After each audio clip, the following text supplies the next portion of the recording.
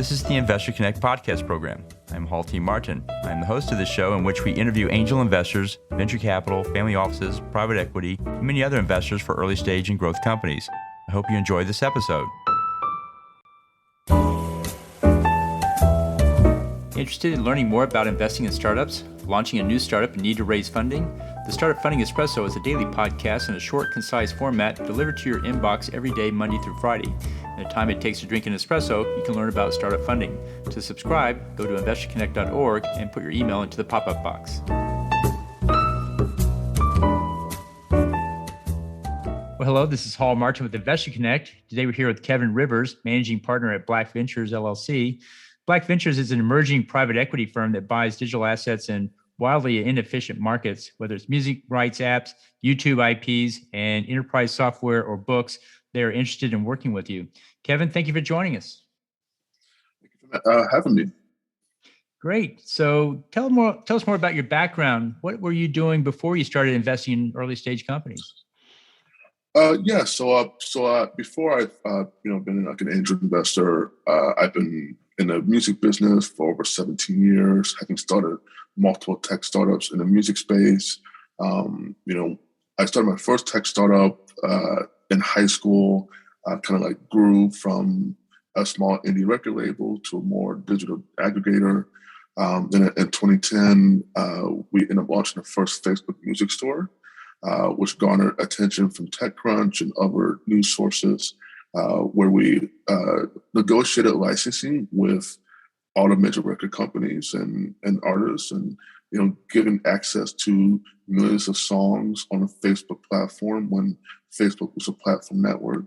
And then after that, launched another business that generated millions of dollars in revenue, and from there sold that company, and after that just started to invest in startups and invest in companies. And now with Black Ventures, we're on a path of actually acquiring businesses, and this is a great opportunity right now to be in this space as things start to consolidate. And so this is basically a pretty short background story for me. That's great. So what excites you right now?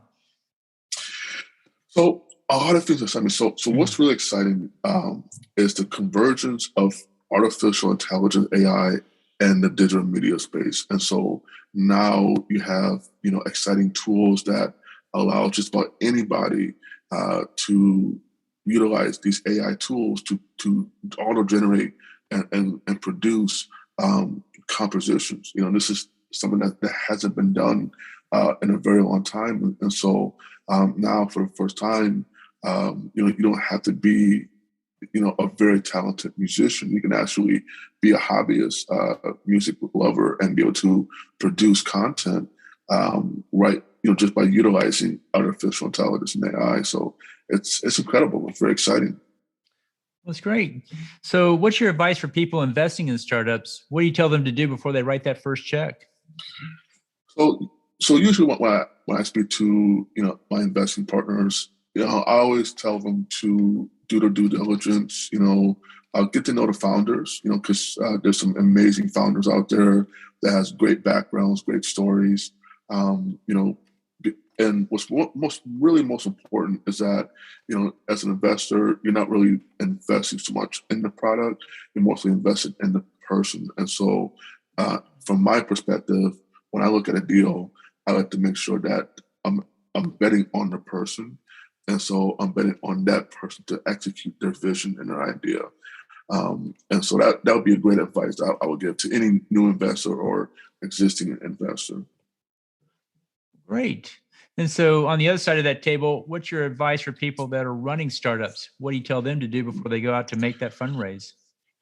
A good question. So basically what I do, I always tell them to bootstrap as much as possible, make sure that they self-fund to profitability. If they can grow the business without raising money, that's actually the best thing to do. But if they have to raise capital, then I encourage them to raise capital. But as an investor, when I look at a startup, I usually like to see that if there's at least either a market concept or a market fit, or they have some traction, some kind of revenue metrics or user metrics or other benchmarks. And so this allows me to, really engage and get a full understanding of the execution and the kind of ethics that founder has utilized when building their business. So for me, it's very important that as a founder, you're able to build your startup using your own cash. And then as you scale, be able to invite outside capital to really help you, jumpstart that second growth stage. Great. So let's talk about the state of startup investing. How do you see the industry evolving from here? Where do you think it's going? It's definitely a lot different as opposed to like, say, 10 years ago. I mean, now, especially with the pandemic, with COVID, you're going to see a lot more deals being done virtually online, as opposed to like a coffee, cafe meeting. Even though those are very traditional and very useful, now, investors are becoming more welcoming to startups and founders to meet through a Zoom call or like a FaceTime to really be able to connect with them. So I could definitely see a good transition there. Also, you're going to see a lot of play, particularly in the fintech space. So there's a lot of activity, particularly in more of the rural markets, like let's say like Africa and in the Asian markets, where there's so much room for building financial tools and developments that hasn't really been tapped yet. And so you're going to see a huge activity there. And then, of course, in the media space where I'm at, there's huge consolidation in this space. And so as an investor, it's a great opportunity to start investing in media startups that's building content, creating content. And if you're in the private equity space, it's a great time to acquire and build the overall business. Well, great. And so what do you think is the biggest change we'll see in, say, the next 12 months? As far as investing, I would say we're going to see more AI invested startups, definitely a lot of blockchain technology being created, more currency. We're going to definitely see more Internet of Things. We're going to see more, consumer wearables as well as consumer audio. Definitely consumer audio.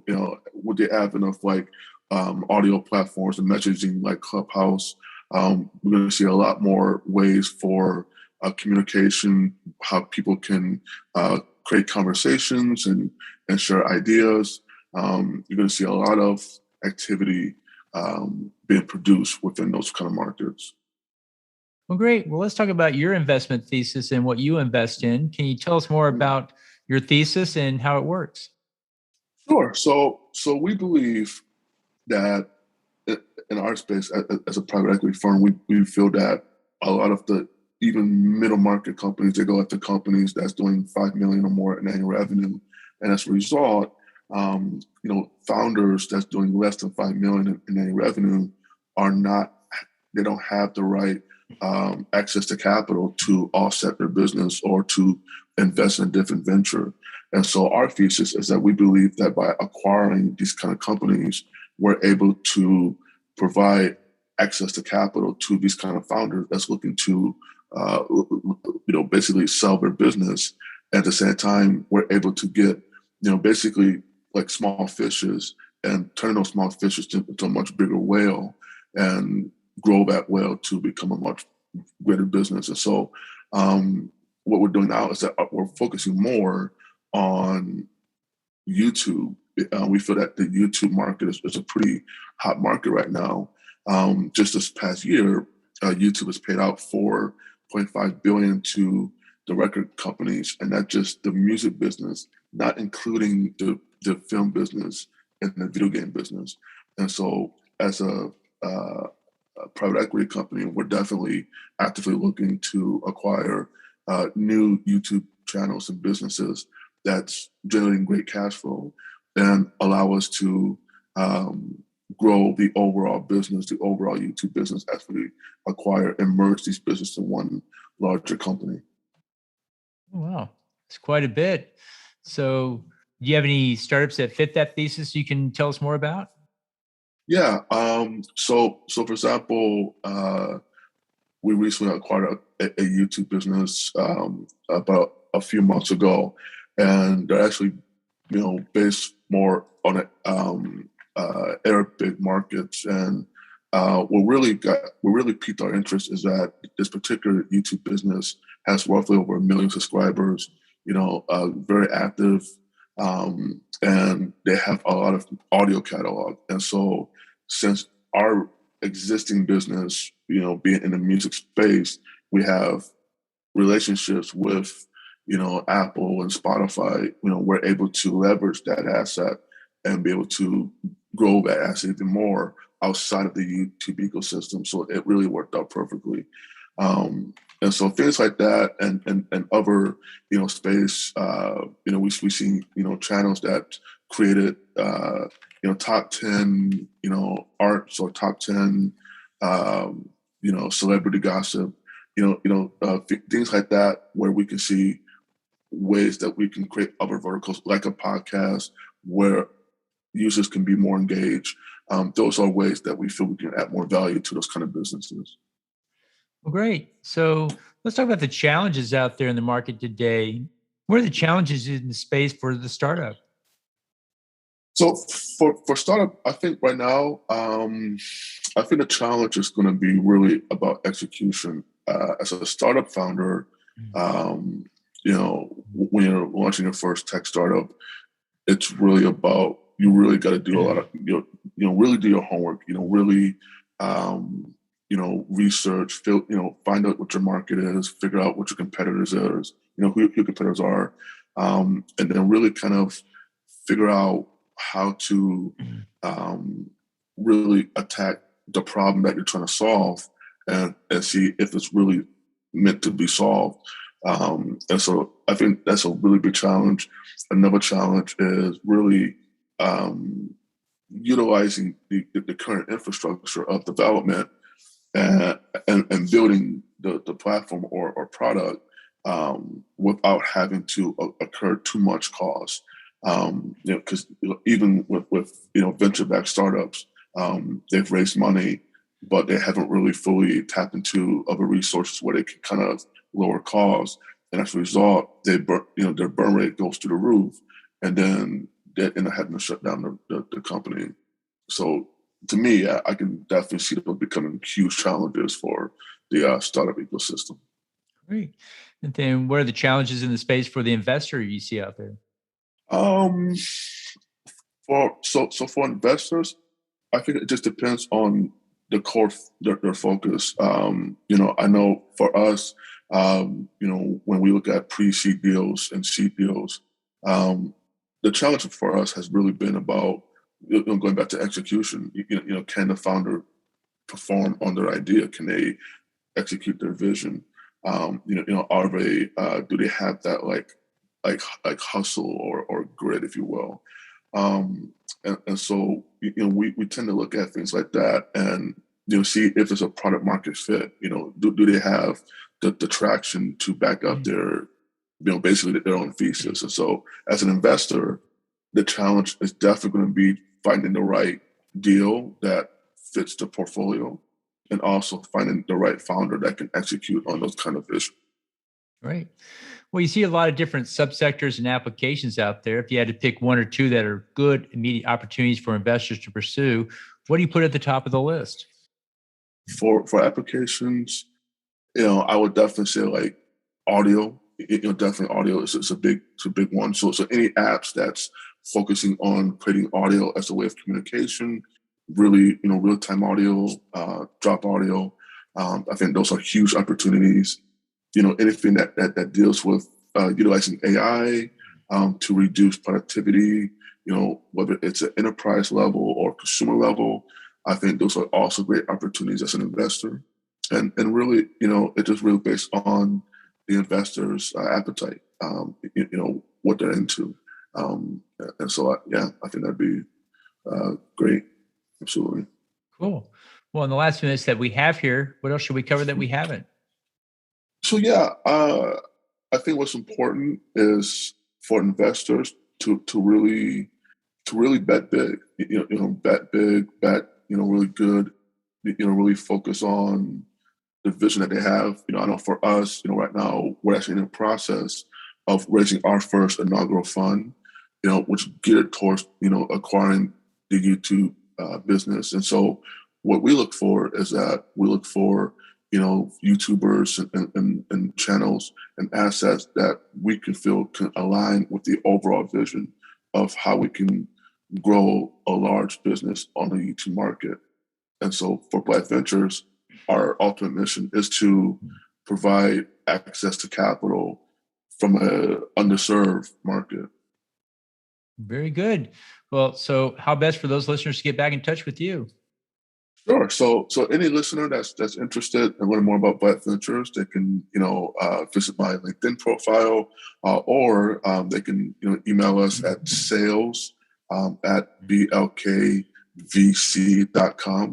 And even myself or one of my partners will reach out, and let's work together. Great. We'll put that in the show notes. I want to thank you for joining us today and hope to have you back for a follow-up soon. All right, Hall. Thank you so much for having me.